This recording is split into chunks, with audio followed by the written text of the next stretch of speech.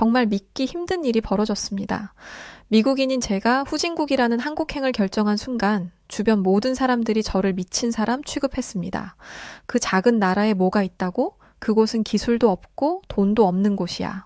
그 순간 저는 제 눈을 의심할 수밖에 없었습니다. 대체 그녀는 어떤 충격적인 일을 경험했던 것인지 오늘 사연 지금 바로 시작합니다. 안녕하세요. 제 이름은 크리스티나 올리버입니다. 저는 미국의 광활한 남부 지역 루이지애나주 출신이에요.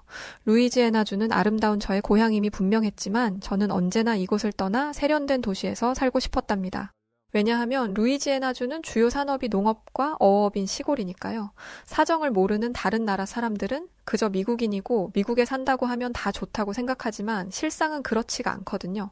아무리 미국이라고 해도 뉴욕이나 LA 같은 대도시가 아닌 이상 인프라가 잘 구축되어 있지 않고 특히나 미국의 할렘가는 흉악한 범죄가 하루도 빠짐없이 일어나는 등 그렇게 살기가 좋지 않답니다. 또 미국의 남부에 사는 저 같은 젊은 사람들은 일자리를 선택하는 데 있어 제약이 많아요. 아니, 제약이 많은 게 아니라 아예 선택지가 없다고 봐야 할 정도죠. 그래서 저는 몇 년 전부터 한국에 가서 살고 싶다는 꿈을 꾸었어요.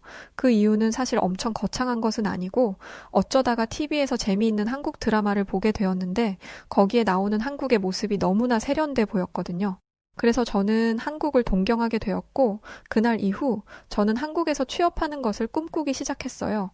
아니 설령 한국에서 일하지 못하더라도 적어도 아시아에 가서 일할 수 있기를 원했죠. 그래서 저는 제가 아시아 국가에서 할 수 있는 일이 무엇이 있나 알아보기 시작했어요. 그런데 생각보다 제가 선택할 수 있는 일이 그렇게 많지는 않더군요. 어쩌면 당연한 일이었죠? 저는 영어 말고 다른 나라 말을 할 줄 몰랐고 미국에서 썩 좋은 대학교를 졸업한 것도 아니었으니까요. 그래도 조금 더 알아보니 아시아의 여러 나라에서는 저 같은 미국인들을 영어 강사로 원하는 학원들이 꽤나 많이 보였어요.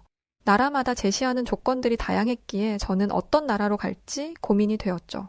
물론 한국이 최우선 순위이기는 했지만 을의 아시아라고 하면 중국이나 일본을 1순위로 꼽잖아요. 그래서 어떻게 해야 하나 고민이 깊어졌답니다. 결국 저는 인터넷으로 중국과 일본에 대해 검색하며 조금 더 정보를 모아보기로 했어요. 그리고 바로 여기서 문제가 발생하죠. 제가 처음 소망했던 대로 그냥 한국에 갔다면 좋았을 텐데 괜히 쓸데없는 고민을 하는 바람에 제 인생이 꼬여버리게 되거든요. 지금 다시 생각해도 이 순간은 정말 땅을 치고 후회하게 되는 순간인 것 같습니다.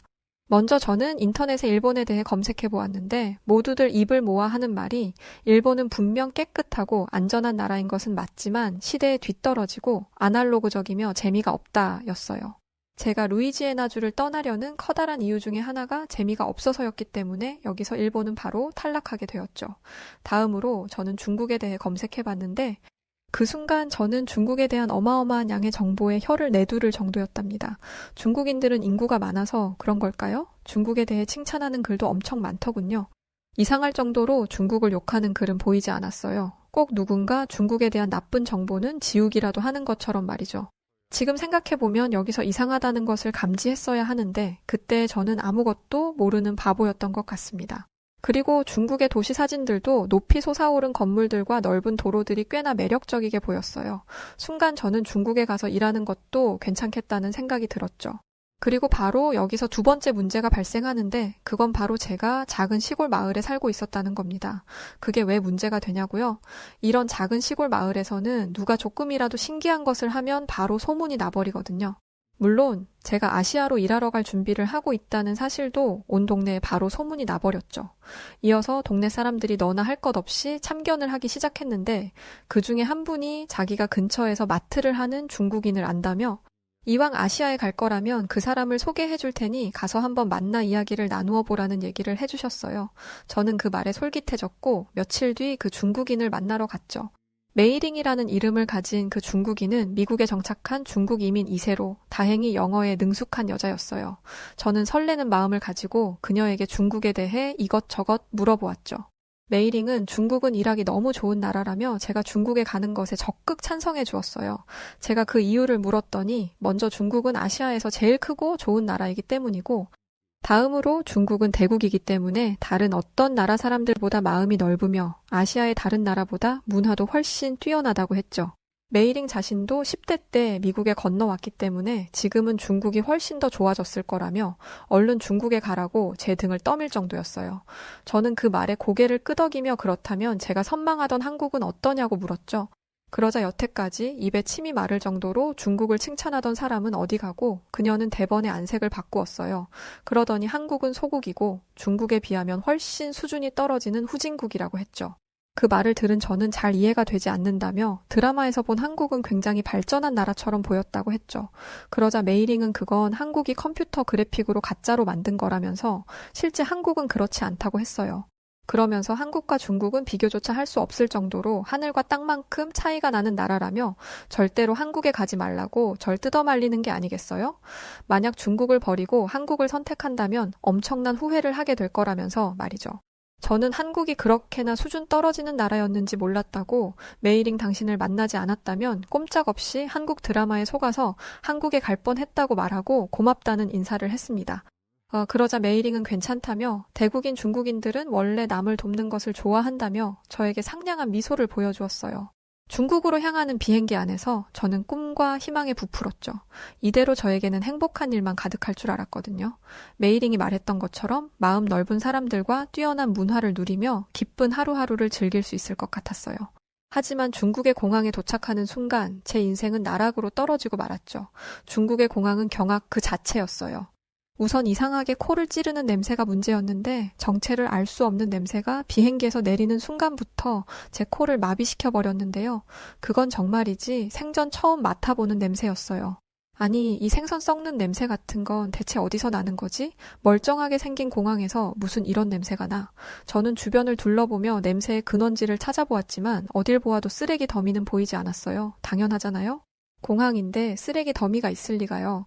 나중에야 알게 된 사실은 중국에 처음 가는 사람들이 맡게 된다는 그 냄새는 중국 특유의 찌든 냄새였다는 것을 알게 되었습니다. 그렇게 저는 손으로 코를 막으며 제가 일하게 될 중국의 영어 학원으로 이동하기 시작했어요. 택시를 탈 수도 있었지만 저는 여행을 하러 온 것이 아니라 이곳에 살러 온 것이기 때문에 지하철을 이용하기로 했죠. 그런데 그건 저의 큰 실수였어요. 지하철을 타기 위해 공항을 벗어나 지하로 내려갈수록 끔찍한 냄새가 더 심해졌음은 물론 사람들의 분위기도 어쩐지 이상해졌거든요. 그나마 공항 안에서는 위험함을 느끼지 못했었는데 지하철 역사 안으로 들어가자 사람들이 다들 저를 힐끔거리며 쳐다보는데 그 눈빛은 분명 호의적인 것은 아니었어요. 저는 본능적으로 그들을 경계하게 되었어요. 그러면서 속으로는 이상하다고 생각했습니다. 분명 메이링은 중국인들은 대륙의 기지를 타고 나서 선하고 마음이 넓다고 했는데 대체 저들은 뭐지? 저는 그때라도 제가 사기를 당했다는 것을 깨달아야 했지만 그러질 못했어요. 잠시 후 제가 타야 할 지하철이 도착했고 저는 드센 중국인들에게 이리 치이고 저리 치이며 지하철에 탑승했답니다. 그들은 경우 없게도 제게 중국말로 뭐라 시끄럽게 소리치며 저를 밀쳐댔는데 이런 경험은 생전 처음이라 저는 딱 울고 싶은 심정이었어요. 아니, 대체 이 나라에는 순서를 기다리는 매너도 없는 건가? 게다가 어떻게 사람을 밀어놓고 사과 한마디를 안 할 수 있지? 그때 알게 되었죠. 중국에서는 줄을 서서 기다리는 사람이 바보라는 것을요. 그렇게 저의 험난한 중국 생활이 시작되었답니다. 고생 끝에 저는 제가 일하게 될 영어 학원에 도착했고 그나마 안심하게 되었어요. 왜냐하면 이 학원에 오기 전 원장님과 미국에서 화상으로 면접을 보았는데 원장님이 아주 좋은 사람 같았거든요. 제가 여기에 입사하면 오피스텔도 제공해주고 학원에서 점심도 제공해준다고 했습니다. 너무 환상적인 조건이잖아요. 저는 기대에 부풀어서 앞으로 내 삶의 터전이 될 곳에 들어갔죠. 그런데 이곳은 제 예상과 너무나 다른 환상적으로 이상한 곳이었답니다. 먼저 중국 원장님이 제공해주겠다고 한 오피스텔은 말이 좋아 오피스텔이지 다 쓰러져가는 중국의 건물에 있는 작고 허름한 방이었어요. 이곳은 절대 제가 인터넷에서 봤던 그런 화려한 건물이 아니었죠. 문을 열자마자 나는 쾌쾌한 악취부터 시작해서 대체 왜 저런 색이 된지 모르겠는 누렇다 못해 검은색에 가까운 벽지와 벼룩이 살 것이 분명해 보이는 더러운 침구까지. 이곳은 제가 상상하던 세련된 첨단 도시와는 너무나 거리가 멀었어요. 제가 실망을 감추지 못하는 얼굴로 다른 방은 없는지, 정말 이게 최선인지 묻자 원장님은 바로 정색을 하며 더 좋은 방에서 살고 싶으면 돈을 더 내라고 제게 소리를 빽 질렀습니다. 그때 저는 정말 큰 충격을 받아서 당장 미국으로 돌아가고 싶었답니다. 미국에서 화상으로 면접을 볼 때는 간이고 쓸 개고 다 내줄 것처럼 그렇게나 상냥하게 굴던 사람이 어떻게 이렇게 달라질 수 있는 걸까요? 중국까지 왔으니 제가 다 잡은 물고기였다. 이거였겠죠. 하지만 원장의 판단이 맞았죠. 이렇게 먼 중국까지 이미 와버렸는데 당장 미국으로 돌아가면 제 꼴이 뭐가 되나요? 전 울며 겨자 먹기로 중국에 머무를 수밖에 없었습니다. 그렇게 저의 눈물겨운 중국 체류기가 시작되는데 문제는 더러운 숙소뿐만이 아니었어요. 중국인 원장이 제게 제공해주겠다던 점심 역시 엉망진창이었죠. 인터넷에서 본 중국 음식들은 그 종류도 다양하고 화려하기 그지 없어 보였는데 실상은 굉장히 달랐어요. 우선 향신료 냄새가 너무 강해서 미국인이 제가 먹기에는 적합하지 않았고 음식의 재료도 제게는 너무 생소한 것들이 많았어요. 이상해 보이는 재료가 많이 보여서 중국인 동료들에게 아무리 봐도 이거 곤충처럼 보이는데 아니죠? 이게 무엇으로 만든 음식인지 알려줄 수 있어요? 하고 물어보기도 했는데 왜 그런지 모르겠지만 그들은 우물쭈물하며 그 재료의 정체를 제게 절대 가르쳐주지 않았어요. 어느 날은 어떤 꼬치 음식이 너무 이상하다고 생각이 들어서 제가 직접 그 음식을 가지고 화장실로 가서 물로 씻어 보았더니 세상에 그 음식의 정체는 벌레인 적도 있었어요. 결국 저는 그날 아무것도 먹지 못하고 하루 종일 그 끔찍한 벌레의 환상에 시달려야 했죠. 그날 이후 저는 중국 학원에서 제공하는 음식에는 손도 대지 않았어요. 또 제게 뭘 줄지 알고 그 음식을 먹겠나요? 결국 저는 하루하루 말라갔죠. 더욱이 저를 힘들게 한 것은 중국 특유의 남을 깎아내리는 문화였는데 중국인 동료들은 틈만 나면 다른 사람들을 험담하면서 시간을 보내기 일쑤였습니다. 뒷담화를 하는 것은 그들의 일상생활과도 같았죠. 그리고 그들의 뒷담화 대상 중에는 한국도 있었답니다. 어느 날 저는 무심코 중국인 동료들에게 이런 말을 했어요. 사실 저는 중국과 한국 중 어느 나라를 갈지 고민하다가 중국에 오게 된 거예요. 제 말을 들은 중국인들은 만약 제가 한국에 갔다면 엄청난 후회를 했을 거라면서 중국에 오기를 정말 잘했다고 하더군요. 왜냐하면 한국은 중국과 같은 훌륭한 선진국과 비교했을 때 배울 점이라고는 눈꼽만큼도 없는 덜 떨어진 나라이기 때문이라면서요. 하지만 제가 여태까지 겪은 중국은 절대 선진국이라 할 수 있는 나라가 아니었기에 저는 그들에게 이렇게 물어보았어요. 너희 중국인들은 어떤 점에서 한국을 덜 떨어진 나라라고 생각하는 건데? 그러자 중국인 동료들은 이렇게 말하더군요. 우선 한국은 중국과 비교했을 때 땅의 크기부터 다르고 옛날에는 중국이 한국을 지배했던 적이 있기 때문에 중국이 더 우월한 것이라고요. 네, 그들의 주장에는 아무런 논리도 근거도 없는 그냥 억지 험담일 뿐이었어요. 아니, 지금 생각해보면 어쩌면 그건 한국인들에 대한 열등감일지도 모르겠네요.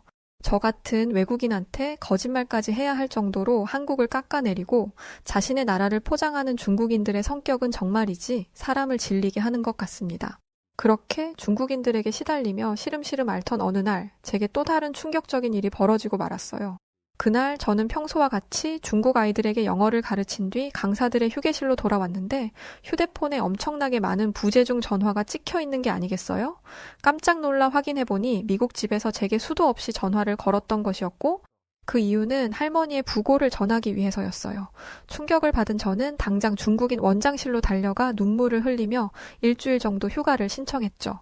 그런데 중국인 원장은 단칼에 제 부탁을 거절했습니다. 안 돼요. 크리스티나 선생님이 일주일씩이나 휴가를 쓰면 수업은 누가 하죠?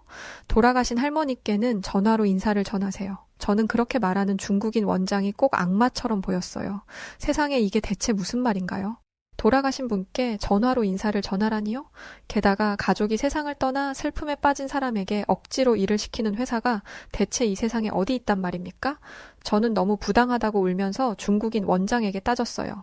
그러자 중국인 원장은 싸늘한 목소리로 제게 이렇게 협박을 하더군요. 크리스티나 선생님, 자꾸 이렇게 소란을 피우면 공안을 부르겠어요. 그 순간 저는 중국의 오만 정이 다 떨어져 버렸고 단 한순간도 이 끔찍한 나라에 머물고 싶지 않았어요. 저는 당장 사표를 내고 미국으로 돌아가기로 했죠. 그렇게 저는 미국으로 돌아가 할머니의 장례식에 참석할 수 있었어요. 하지만 그 뒤로 저는 끔찍한 트라우마에 시달려야 했죠. 밤마다 중국인들이 저를 비웃는 악몽을 꾸며 알 수 없는 패배감을 느꼈죠. 그날 이후 저는 어떻게 하면 이 패배감을 떨쳐낼 수 있을까? 대체 어떻게 하면 통쾌하게 중국인들에게 복수할 수 있을까? 고민하기 시작했습니다. 그러던 중 중국인들이 한국에 엄청난 열등감을 가지고 있다는 사실을 떠올렸죠. 고민은 길지 않았어요. 그 길로 저는 한국행 비행기에 몸을 실었답니다. 한국으로 향하는 비행기 안에서 또 다시 중국에서와 비슷한 일이 생기지 않을까 긴장되지 않았냐고 한다면 거짓말이겠지만 그래도 저는 한국은 중국과 다를 거라는 희망을 가져보기로 했죠. 그리고 그 희망은 현실이 되었답니다. 한국에 발을 딛자마자 저는 제 결정이 옳았다는 것을 알았어요. 왜인지 아세요? 바로 냄새. 중국에서 맡았던 코를 찌르는 악취가 한국에서는 전혀 나지 않았거든요. 오히려 한국 사람들에게서는 방금 막 샤워를 하고 나온 듯한 향긋한 바디워시 냄새가 났죠. 저는 뽀송뽀송하고 매끈한 한국인들의 피부를 보며 시작부터 좋은 느낌을 받았어요. 한국인들이 들으면 경악할 이야기겠지만 중국인들은 정말 씻지를 않았거든요. 어느 정도였냐면 머리에 비듬이 보이는 것은 기본이고 손톱도 잘 자르지를 않아서 그 긴 손톱으로 기름진 머리를 벅벅 긁어대는 것이 그들의 일상이었죠. 그런 생활을 하다가 이렇게 청결한 한국인들을 보니 이곳은 제게 천국과도 같이 느껴졌어요. 겪어보지 않은 사람들은 냄새와 청결함 그까짓 게 뭐 그렇게 중요하냐고 할 수도 있는데 그건 정말 한국인들은 늘 깨끗한 환경에 살아서 몰라서 하는 소리예요. 한국인들은 정말이지 청결한 한국에 태어난 것을 감사하게 여겨야 해요. 물론 저도 현재 한국에 살고 있는 것을 감사히 여기고 있답니다. 향기로운 한국 공항을 빠져나온 뒤 저는 앞으로 제가 일하게 될 한국의 영어 유치원으로 향했답니다. 역시나 저는 지하철로 이동을 했는데 시작부터 중국과 비교가 되더군요. 한국의 지하철은 노선표가 깔끔하고 알아보기 쉽게 표기되어 있어 외국인인 저도 어디로 어떻게 이동하면 되는지 알기 쉬웠고 무엇보다 영어 표기도 잘 되어 있어서 이곳이 정말 글로벌 중추 국가라는 것을 느낄 수 있었어요. 게다가 중국과는 달리 한국인들은 매너가 정말 좋았는데 일단 사람과 사람 사이의 간격을 중요하게 여기더군요. 한국인들은 서로 몸이 닿지 않도록 조심하는 것이 보였고 한 줄로 서서 기다리고 조용히 이동하는 것이 습관이 된 것처럼 보였어요. 사실 이런 매너는 세계 1등 국가라는 우리 미국인들도 갖추지 못한 것이거든요. 저는 한국인들이 보여주는 세련된 매너에 정말 깜짝 놀라서 소름이 끼칠 정도였답니다. 이어서 한국의 기업 문화도 저를 놀라게 했죠. 한국의 영어 유치원 역시 제게 오피스텔과 점심을 제공해 주기로 했는데 사실 이때까지만 해도 저는 큰 기대는 하지 않았어요. 왜냐하면 이전에 중국 학원의 경험이 제 기대치를 낮췄기 때문이죠. 그래서 한국의 원장님이 오피스텔 구경을 시켜준다고 했을 때 저는 시큰둥한 반응을 보였답니다. 하지만 잠시 후 제가 지내게 될 오피스텔에 도착하자 저는 기절할 만큼 놀라게 되었죠. 한국의 오피스텔은 제가 중국에서 지냈던 오피스텔과는 비교조차 되지 않을 만큼 세련된 곳이었어요. 아니, 비교를 하는 것이 미안할 정도였죠. 오피스텔 건물의 외관이 웅장하고 아름다운 것은 물론 내부의 차이 역시 현격하게 달랐습니다. 우선 깨끗했어요. 벽지는 눈이 부실 정도로 하얗고 오염된 곳이 없었고 화장실도 곰팡이 핀 곳이 전혀 없었죠. 게다가 이곳에는 공기청정기는 물론 에어컨도 설치되어 있었어요. 순간 저는 눈물이 핑 돌았답니다.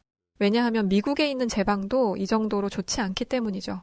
내가 이렇게 행복한 순간을 맞이하려고 중국에서 그렇게 고생을 한 것인가 하는 생각도 들고 앞으로 이렇게 좋은 나라에서 풍족하게 생활할 수 있다는 사실에 저는 기쁨을 감출 수가 없었답니다. 그렇게 주말을 푹 쉬고 저는 본격적으로 한국의 영어 유치원에 출근하기 시작했어요. 본격적으로 수업을 시작하기 전 제가 강의를 하게 될 강의실 내부를 살펴보았는데 문을 열자마자 감탄이 나오더군요. 우선 기본으로 갖추고 있던 시설물이 에어컨, 히터, 공기청정기, 정수기, 복사기, 3D 프린터였고요. 다른 층에는 책으로 가득한 도서관과 안전하게 만들어진 놀이터, 체육관까지 없는 것이 없었어요. 전 세계에 이런 교육 환경을 갖춘 나라가 얼마나 될까 싶을 정도로 놀라움을 감출 수 없더군요. 얼마 전 제가 근무하던 중국의 교육시설에 비해 한국의 교육시설은 정말이지 압도적으로 훌륭한 곳이었어요. 그렇게 제가 감탄하고 있을 때 제가 담당하게 될 아이들이 등원하기 시작했죠. 저는 7살 한국 어린이들을 가르치게 되었는데 사실 저는 한국의 7살 어린이들이 저와 의사소통이 잘 될 것이라고 기대하지 않았어요. 사실 미국인인 저와 한국의 어린이가 의사소통이 되지 않는 것이 당연하잖아요. 아직 학교에 입학도 하지 않은 아이들이 무슨 수로 외국인과 대화를 하겠어요. 그래서 전 내심 걱정도 했죠. 말이 통하지 않는 외국 꼬마들과 어떻게 소통을 하면 좋을까 하고 말이죠. 하지만 제 걱정은 기우에 지나지 않았답니다. 왜냐하면 한국의 어린이들은 어려서부터 양질의 교육을 받은 것인지 굉장히 똑똑했기 때문이죠. 기본적인 영어 인사는 물론 간단한 의사소통까지 무리 없이 해내는 한국 어린이들을 보면서 저는 정말이지 깜짝 놀라서 기절할 뻔했어요. 대부분의 미국인은 평생을 살면서 영어만을 쓰는 게 대부분이고 제가 겪어본 바로 중국인들은 자신들의 모국어인 한자조차 제대로 못 쓰는 사람들도 있었는데 한국인들은 모국어는 물론 외국어인 영어까지 이렇게나 어린 나이에 배우고 있다니 놀라운 일이 아닐 수 없었죠. 이런 일은 경제 수준이 대단히 높은 선진국에서만 가능한 일이니까요. 그리고 한국의 어린이들은 항상 비싼 옷을 입고 깨끗하게 씻고 다녔는데 저는 이 부분에서 내심 놀라움과 부러움을 느꼈어요. 왜냐하면 강대국인 미국 어린이들도 부유한 집안 출신이 아닌 이상 한국 어린이들처럼 매일같이 세심한 케어를 받으며 자라지 않기 때문이죠. 한국이 후진국이 아니라는 것은 알고 있었지만 이렇게까지 부유한 국가였나? 그런 생각을 하며 저는 새삼 한국을 다시 보게 되었어요. 그러는 동시에 한국을 가난한 후진국이라 깔보고 무시하던 중국인들이 얼마나 어리석고 우물한 개구리와도 같은 존재들인지 알게 되었죠. 만약 그들도 한국에 와서 지낼 수 있다면 그들 역시 두 번 생각도 하지 않고 한국에서 사는 것을 선택할 텐데 말이에요. 왜냐하면 제가 겪은 한국은 중국과 비교도 되지 않을 만큼 훌륭한 선진국이기 때문이죠. 또 한 가지 흥미로운 사실은 한국 어린이들은 뭔가를 배우고자 하는 욕구도 굉장히 강하고 한번 배우면 그것을 습득하는 속도도 매우 빠르다는 것이었어요. 가만히 지켜보니 민족성 자체가 기민하고 민첩하고 우수한 것 같더군요. 그때 저는 깨달았죠. 한국이라는 나라가 이렇게 대단한 선진국이 된 원동력은 바로 이 우수한 민족성이라는 것을요. 동시에 중국인들의 게으른 민족성이 떠올랐어요. 씻는 것조차 귀찮아하는 그들 말이죠. 그러자 절로 고개가 절레절레 저어지더군요. 정말이지 그곳은 다시는 가고 싶지 않은 나라예요. 중국은 꿈도 꾸지 못할 한국만이 가진 또 다른 독보적인 부분은 바로 식문화였어요. 겉으로 보기에 중국의 음식이 한국의 음식보다 화려해 보일 수는 있지만 실상은 전혀 달라요. 왜냐하면 한국의 음식은 깨끗하고 엄선한 재료로 만들어서 안심하고 먹을 수가 있거든요. 게다가 한국인들은 정이 많고 배려심이 많아서 그런지 외국인인 저의 입맛을 고려해 식단을 맞춰주더군요. 너무 맵거나 자극적인 음식은 배제하고 외국인과 한국인 모두가 좋아할 만한 불고기나 떡볶이, 소고기 묵국과 같은 음식들을 푸짐하게 차려주며 즐거운 점심시간이 될 수 있도록 항상 저를 배려해 주었어요. 너무나 고마운 일이었죠. 밥을 먹으면서도 매일같이 뒷담 화나 일삼던 중국의 문화와는 천차만별이었습니다. 저는 다시 한번 한국에 오기를 정말 잘했다는 생각을 했죠.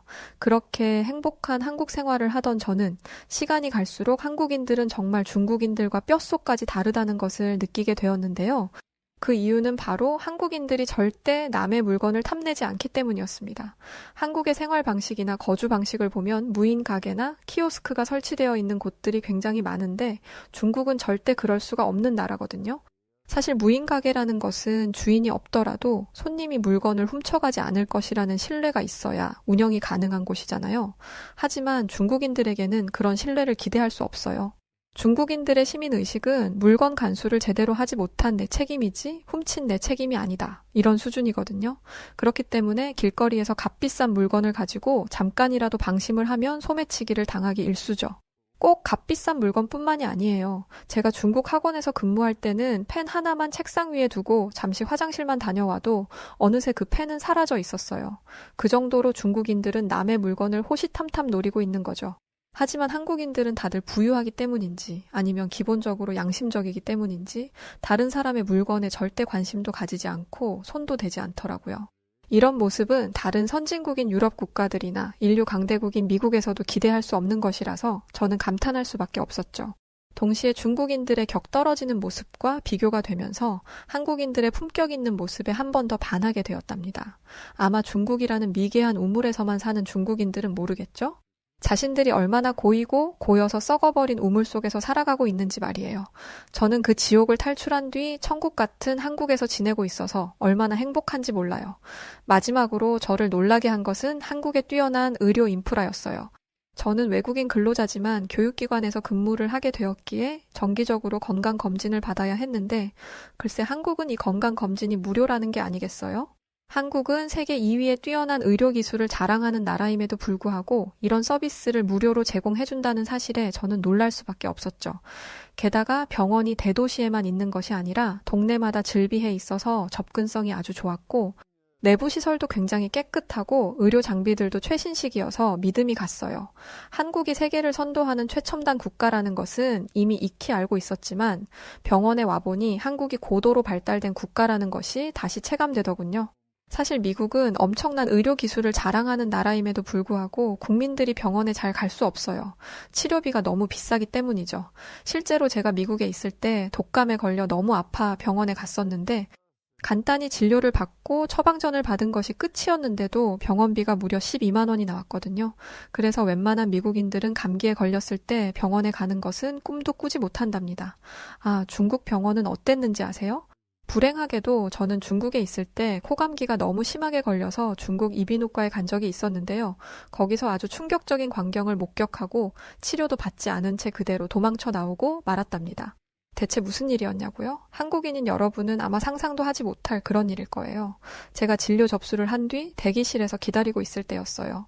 치료실 안에서는 환자의 콧물을 빨아들이는 기계음과 함께 엄청난 비명이 들리고 있었죠. 잠시 후 제 이름을 부르는 소리가 들렸고 전 긴장되는 마음을 가지고 치료실에 들어갔어요. 그런데 글쎄 그 의사는 방금 전 환자를 치료한 그 치료기구를 그대로 가지고 소독도 하지 않은 채 저를 치료하려고 하는 게 아니겠어요? 저는 기겁을 하고 그대로 그 중국 병원을 빠져나왔죠. 그 후로 저는 아무리 아파도 절대 중국 병원에 가지 않았는데요. 지금 다시 생각해도 끔찍하고 등골이 오싹해집니다. 아무리 생각해봐도 저는 한국에 오기를 100번, 1000번 잘 한 것 같습니다. 제 이야기를 들어주신 여러분 감사합니다. 사랑하는 한국인 여러분 모두 행복한 하루 보내세요. 미국에서 저명한 교수가 되기 위해 노력하던 한 여성, 그녀의 연구는 늘 학계에서 주목받지 못했고 매번 실패를 반복했다고 하는데요. 그러던 어느 날 그녀는 우연히 알게 된 한국 때문에 인생이 180도 바뀌게 되었다는데 과연 그녀에게 무슨 일이 있던 걸까요? 안녕하세요. 제 이름은 셀리나 마블입니다. 미국에서 경제학을 가르치고 연구하고 있는 교수이지요. 제 연구 분야는 세계의 불평등 문제와 개발 경제를 중심으로 한 정책 연구예요. 쉽게 말하자면 경제학이 단지 숫자와 그래프에 갇히지 않고 사람들의 삶을 바꿀 수 있는 도구로 사용될 수 있도록 노력하는 사람이죠. 물론 이 멋진 말은 제가 만든 게 아니고요. 제가 대학원에 다니던 시절에 제 교수님께서 해주신 말씀이랍니다. 저는 스승님의 그 말씀에 감명을 받고 이 길을 걷기 시작했어요. 하지만 현실은 그리 간단하지 않았습니다. 학문적 이상과 실제 연구 환경 사이에서 종종 충돌을 겪으며 저는 이 길이 옳은지 의문을 가지게 되었어요. 특히 몇 년 전 제가 자신만만하게 시작한 연구 프로젝트가 있었는데요. 빈곤과 불평등을 줄이기 위한 정책적 해결책을 제시하는 것을 목표로 야심차게 시작한 프로젝트였어요. 뭐랄까, 저도 누군가의 영웅이 될 수 있지 않을까 하는 생각을 했던 것 같아요. 저는 열정을 바쳐 논문을 쓰고 학회에 발표했지만 결과는 참담했습니다. 학계에서 제 연구는 거의 주목받지 못했고 몇몇 동료들은 제 논문이 현실과 동떨어져 있다는 비판을 서슴지 않았어요. 저의 모델은 수치와 이론에 갇혀 있지 현실 세계의 복잡성을 이해하지 못한 것 같다는 말도 들었죠. 그래요. 사실 어쩌면 그 말이 맞을지도 모른다고 저도 생각이 들었어요. 이후 제 난항은 계속해서 이어졌습니다. 뭐 하나 잘 풀리는 게 없었죠. 그렇게 매번 실패를 반복하다 보니 스스로를 믿는 마음이 점점 희미해지더라고요. 내 연구가 정말로 세상에 의미가 있을까? 라는 질문이 머릿속에서 떠나질 않았습니다. 제 목표는 분명했어요. 세상이 더 나아지는데 조금이라도 기여하고 싶다는 것. 하지만 제가 하는 일이 그 목표와는 한참 멀게 느껴졌지요. 그건 참 고통스러운 일이었어요. 시간이 지날수록 하루하루가 버거워졌습니다. 아침마다 연구실에 가는 것이 두려울 정도였지요. 책상 위에는 채 끝내지 못한 논문과 통계 자료들이 쌓여 있었지만 그것들을 보는 것조차 힘들었어요. 이론과 데이터는 차곡차곡 쌓여가는데 정작 그 안에 의미는 없다는 생각이 들었거든요. 그러던 어느 날 몸까지 이상 신호를 보이기 시작했습니다. 밤낮 없이 앉아서 일하던 탓에 허리가 아프고 두통은 끊이질 않았어요. 심장이 두근거리고 손이 떨리던 어느 날 의사가 저에게 스트레스가 너무 많다고 단호히 말하더군요. 그때서야 저는 제 몸이 저에게 쉬라고 경고하고 있다는 것을 깨달았습니다. 하지만 제가 손 쓸 방법은 없다고 생각했어요. 물론 일상도 무너지긴 마찬가지였습니다. 남편과의 관계는 점점 소원해졌고 아이들은 엄마는 늘 바빠서 우리 얘기를 들어줄 시간이 없다고 불평하기 일쑤였어요. 남편은 당신이 그렇게 열심히 일해도 행복하지 않다면 이 모든 게 무슨 의미가 있겠어? 라고 묻곤 했지만 그 말은 위로가 되기는커녕 저를 더 무겁게 짓눌렀습니다.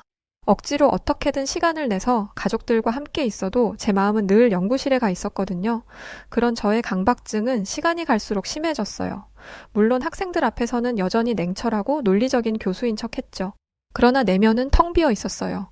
매 강의가 끝날 때마다 내가 저들에게 가르치는 것이 정말로 가치가 있을까라는 회의가 저를 괴롭혀 너무도 괴로웠죠.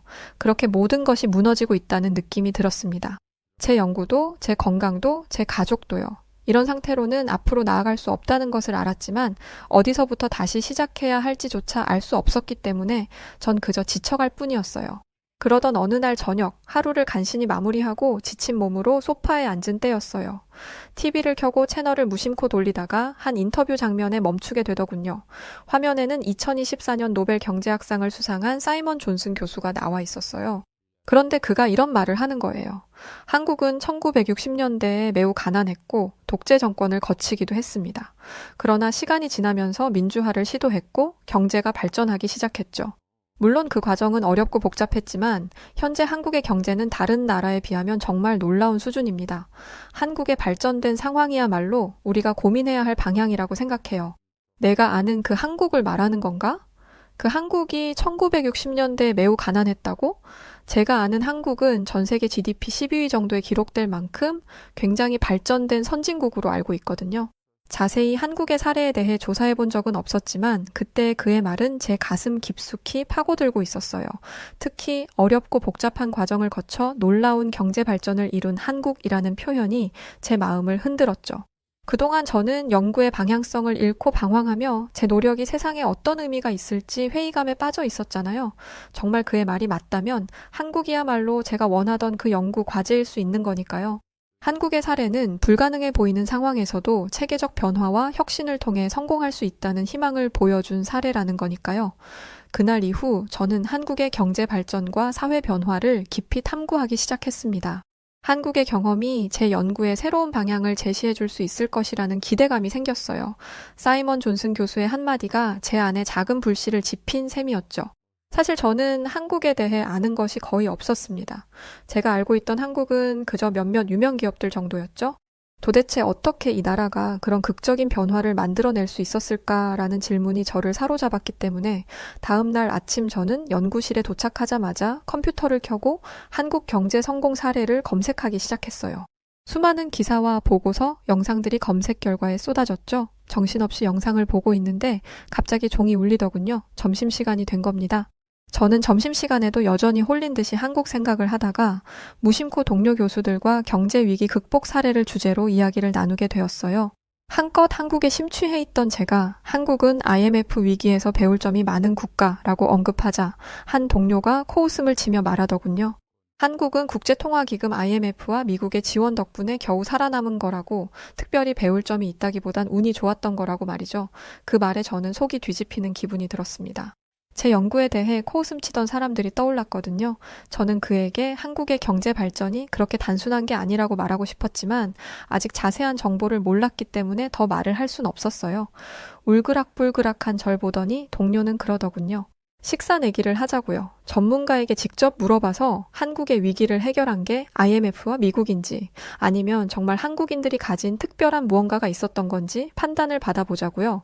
저는 자신 있게 알겠다고 했어요. 왜냐면 사이먼이 그랬잖아요. 우리가 한국을 보고 배워야 한다고요.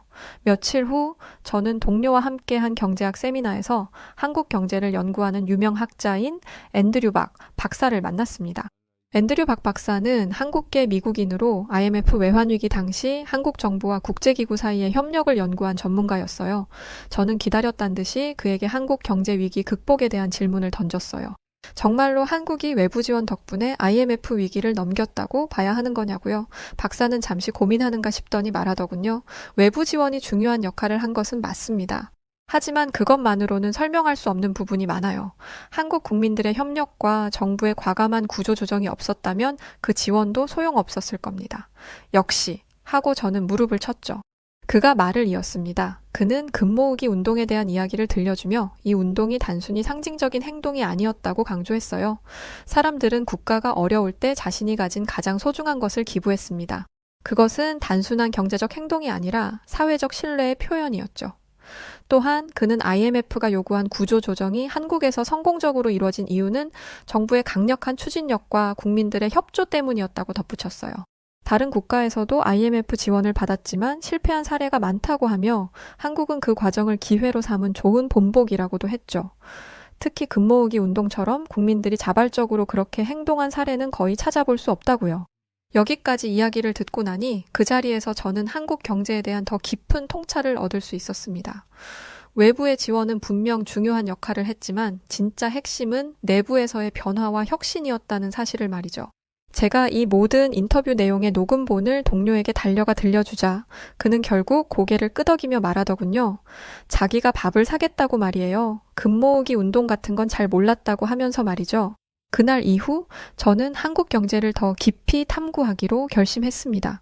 IMF 외환위기 극복 사례는 단순히 위기를 넘어선 이야기가 아니라 국가와 사회가 어떻게 협력할 수 있는지를 보여주는 훌륭한 모델이라는 것을 깨달았으니까요. 한 다큐멘터리를 보니 정말 그 금 모으기 운동 이야기가 나오더군요. 국민들이 자신의 금과 보석을 자발적으로 정부에 기부했다는 장면을 보는데 경제적 위기 속에서 개인이 아닌 국가를 위한 연대의식을 발휘했다는 점이 제가 연구해온 어떤 모델에서도 보기 힘든 부분이라고 느껴졌어요. 소름 돋게 멋지더군요. 그리고 이어지는 한강의 기적, 전쟁의 폐허에서 시작해 세계 경제의 주요 국가로 성장하기까지 한국이 걸어온 여정은 정말 경제적 성공 이상의 것으로 보였어요. 한편의 역전 드라마 같았죠. 경제, 사회, 정치가 맞물려 작동한 복잡한 변화의 과정인 것 같아요. 다큐멘터리를 보는 내내 저는 노트를 꺼내들고 메모를 멈출 수 없었답니다. 데이터와 정책만으로는 설명할 수 없는 이 변화의 과정이 제 연구에 새로운 패러다임을 만들 수 있으리라는 설렘에 두근거리고 있었거든요. 이렇게 놓고 보니 그동안 제가 연구했던 이론들이 너무 단순해 보이기까지 했어요. 경제 정책이 효과를 발휘하려면 사회적 의식, 문화적 변화, 정치적 리더십이 얼마나 중요한지 간과하고 있었던 거죠. 사이먼 존슨 교수의 말과 한국의 사례가 제게 새로운 희망을 심어주고 있었어요. 제 연구가 이젠 정말 현실적으로 적용 가능한 무언가로 발전할 수 있을지도 모른다는 가능성을 보게 된 거예요. 저는 그날 책상에 앉아 완전히 새로운 연구 계획을 세웠습니다. 한국의 경제 발전을 단순히 경제적 데이터로만 분석하는 것이 아니라 사회적 맥락과 문화적 요인을 포함해 연구해보기로 했어요. 이 과정에서 제가 연구해온 경제 이론들이 실제로 어떻게 작동하는지를 한국이라는 사례를 통해 확인할 수 있을 것 같았죠. 이렇게 시작된 한국 경제에 대한 연구, 이 연구를 이어가면서 저는 또 곧 중요한 사실을 깨닫게 되었습니다. 경제적 성공의 이면에는 반드시 그 나라의 사회적, 문화적 요인이 깔려 있다는 점이었죠. 그리고 한국에서는 그 중에서도 교육이 핵심적인 역할을 했다는 걸 알게 되었어요. 한국은 교육열이 정말 엄청난 나라더라고요. 특히 IMF 외환위기와 한강의 기적만으로는 한국의 성공을 완전히 설명할 수 없다는 생각이 들었어요. 경제적 발전을 지속시키는 데에는 그 나라의 인적 자원, 즉 사람들을 키우는 교육 시스템이 큰 역할을 하기 때문이죠. 그래서 저는 한국의 교육 제도에 대해 조사하기 시작했습니다. 검색을 하면서 한국의 EBS, 즉 교육방송 시스템과 같은 공교육 방송 시스템에 대해 알게 되었어요. 놀랍게도 국가가 주도적으로 학생들에게 교육 자료를 제공하고 특히 디지털 학습 플랫폼을 통해 교육의 기회를 넓힌다는 점이 인상적이었죠. 특히 놀라웠던 점은 한국의 교육열이었습니다. 학생들과 학부모들이 교육에 쏟는 열정과 노력이 정말 독보적이라는 이야기를 곳곳에서 접할 수 있었어요. 과거 전쟁 직후의 혼란 속에서도 학교를 복구하고 교육을 최우선으로 삼았다는 이야기 역시 깊은 인상을 남겼죠. 한국의 경제 성공이 단순히 정부 정책의 힘만이 아니라 사람들의 교육에 대한 헌신과 희생 덕분이라는 생각이 들었어요. 그러던 어느 날 한국 교육에 대해 공부하는 와중에 제자 중 한 명인 클로이와 대화를 나누게 됐습니다. 그녀는 한국으로 교환학생을 다녀온 적이 있는 학생이었죠. 제가 한국 교육에 대해 관심을 보이자 그녀가 하나 흥미로운 이야기가 있다고 하는 거예요. 교수님, 한국에서는 수능날에 비행기가 뜨지 않는다는 거 아세요? 저는 이 뜬금없는 말에 바로 질문을 던졌어요. 비행기가 왜 안 뜨냐고요. 아무리 교육열이 대단하다지만 시험 때문에 항공편이 취소된다니 그게 무슨 상관이 있나 싶었거든요. 클로이는 그럴 줄 알았다는 듯 웃더군요. 클로이는 제게 수능날에 대해 설명해 주었습니다. 수능날은 전국 고등학생들이 치르는 대학 입학 시험을 말하는데 듣기 평가 시간에 소음이 발생하지 않도록 하기 위해 비행기 이착륙을 제한한다는 거예요. 다른 것도 아니고 고작 듣기 평가 때문에 말이죠. 돈을 버는 기업을 위해서도 아니고 그냥 학생들을 위해서요. 특별한 학생도 아니고 그냥 모든 학생이요. 심지어 경찰차가 수험생들을 시험장에 태워다 주는 것도 흔한 일이라고요. 그 이야기를 듣고 저는 말문이 막혔습니다. 시험 하나에 전국이 이렇게 협력한다는 것이 정말 대단하게 느껴졌거든요. 농담 같기도 했고요. 저는 클로이에게 이거 혹시 날 놀리는 거냐고까지 물었는데 그녀는 확신에 찬 얼굴로 말하더군요. 이건 다 정말이고 시험 당일에는 온 국민이 짠 것처럼 수험생들을 응원하는 데다가 뉴스에까지 시험 이야기가 도배가 된다고요.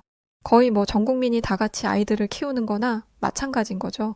저는 그 이야기가 너무 신기해서 더 알아보고 싶은 마음을 참을 수가 없었어요. 인터넷에 검색해보니 실제로 수능날의 풍경이 자세히 묘사된 기사와 영상들이 쏟아지는 거예요. 심지어 회사들은 출근 시간을 늦추고 시민들은 도로에서 시험장을 향하는 학생들에게 길을 비켜주는 모습까지 보였어요. 이 경험은 제게 또 하나의 교훈을 안겨주었죠. 한국에서의 교육이 얼마나 남다른 의미인지를 말이에요. 한국의 교육 문화는 사회적 신뢰와 연대감, 그리고 공동체가 미래를 위해 얼마나 헌신할 준비가 되어 있는지를 보여주는 것이라고 전 생각해요. 그렇게 한국의 교육 시스템과 문화를 연구하면 할수록 저는 더 깊이 빠져들었습니다. 한국은 단순히 경제적인 성공뿐만 아니라 사회 전체가 미래를 위해 협력하는 방법을 배우고 실천해온 나라라는 점을 알게 되었거든요. 그날 클로이와의 대화는 제가 한국 교육에 대해 더 탐구하고 싶게 만든 중요한 계기가 되었어요. 이 모든 역사 속에 담긴 사람들의 이야기를 더 알고 싶어졌지요. 한국 경제와 교육에 대해 알아가면 알아갈수록 한 가지 깨달음이 머리를 떠나지 않는 게 있었어요. 계속 생선가시처럼 마음속에 걸려 있었죠. 책과 논문, 다큐멘터리만으로는 이 나라의 성공 비결을 온전히 이해할 수 없다는 것이었어요. 그 속에는 그냥 글로는 설명되지 않는 무언가가 있는 것 같았죠. 제가 경험하고 싶었던 것은 숫자와 이론 너머의 한국, 바로 사람들의 이야기와 그들이 만들어낸 문화였으니까요. 그래서 저는 결심했습니다. 직접 한국에 가보기로요. 그래서 열심히 서치를 한 저는 마침 경기도 수원에서 열리는 유네스코 교육의 미래 국제포럼을 발견했습니다. 한국의 교육 시스템과 성공 사례를 공유하는 자리라고 했죠. 이 포럼이야말로 내가 찾던 기회다라고 생각한 저는 곧바로 참석 신청서를 제출했어요. 한국행을 준비하면서 저는 설렘과 긴장감으로 가득했습니다. 언어도 문화도 잘 모르는 곳에 간다는 것이 한편으로는 두려웠지만 그곳에서 배울 수 있을 것들이 저를 흥분하게 했어요. 남편과 아이들도 모처럼 들뜬 저를 보며 응원해 주더라고요. 정말 새 인생이 시작되고 있는 것 같은 기분이었죠. 그러던 중 한국행 일정과 관련해 미팅이 필요해서 공항 라운지에서 기다리던 어느 날 옆자리에서 책을 읽고 있던 남자가 말을 걸어왔어요. 그는 한국에서 온 여행자였죠. 저와 비슷한 나이대였고 자신의 고향인 한국에 대해 자랑스레 이야기하기 시작했어요. 처음으로 한국에 가시는 거라고요? 아마 많은 것들이 신기하실 거예요. 특히 음식이요. 그는 그 유명한 김치에 대해 말하기 시작했어요. 조사하면서 한국 음식에 대해 들어본 적은 있었지만 사실 김치를 그렇게까지 사랑하는 줄은 몰랐는데요. 그가 이런 말을 하는 거예요. 김치가 얼마나 중요한지 아세요? 한국에는 김치만 보관하는 냉장고가 따로 있어요. 이름이 김치 냉장고랍니다. 엥? 저는 또 클로이 때처럼 이 남자가 농담을 하는 줄 알았어요.